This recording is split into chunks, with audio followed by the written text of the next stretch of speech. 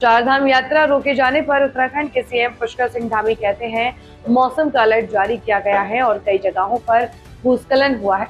सुबह से ही उत्तरकाशी, देहरादून और टिहरी जैसे इलाकों में लगातार बारिश हो रही है, इसलिए तीर्थ यात्रियों की सुरक्षा और सुविधा के लिए यात्रा रोक दी गई है।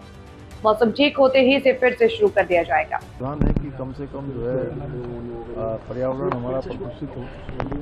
यहाँ पर हम ईवी बसों को भी प्रमोट कर रहे हैं और आज हमने 6 लोगों को जो है प्रोत्साहन राशि भी दी है जिन्होंने इस क्षेत्र में अच्छा काम किया है, जिन्होंने पर्यावरण संरक्षण में अपनी भूमिका निभाई है।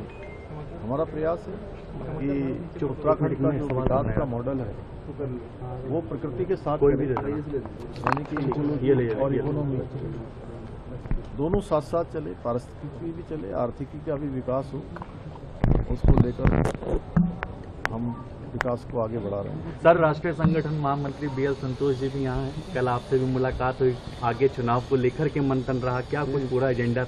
हमारी संगठनात्मक बैठकें होती हैं और लगातार ऐसे प्रवास होते हैं हमारे अधिकारियों को। उसी क्रम में कल BL संतोष जी का भी सभी कार्यकर्ताओं के साथ अलग अलग संवाद हुआ है, सबसे मिलना हुआ और आगे की जो भविष्य की रणनीति है उस पर चर्चा की गई है, उस पर काम कर रहे हैं। सर, चारधाम यात्रा को भी स्थगित कर दी गई है, किस तरह श्रद्धालुओं को अपील करेंगे ताकि इस समय मौसम का अलर्ट आया है और जगह जगह पर क्योंकि बहुत सारी जगह पर भूस्खलन हो गया है, कहीं बहुत ज़्यादा प्रातःकाल से ही, जैसे उत्तरकाशी है, देहरादून है, टिहरी है, इन सब लगातार बारिश हो रही है, इसलिए यात्रा को यात्रियों की सुविधा की दृष्टि से, उनकी सुरक्षा की दृष्टि से स्थगित किया गया। जैसे मौसम ठीक होगा फिर से यात्रा। सर, नंदा की चौकी में जो पुल अभी कुछ दिनों पहले ही बना था, क्या जांच होगी अब उसकी?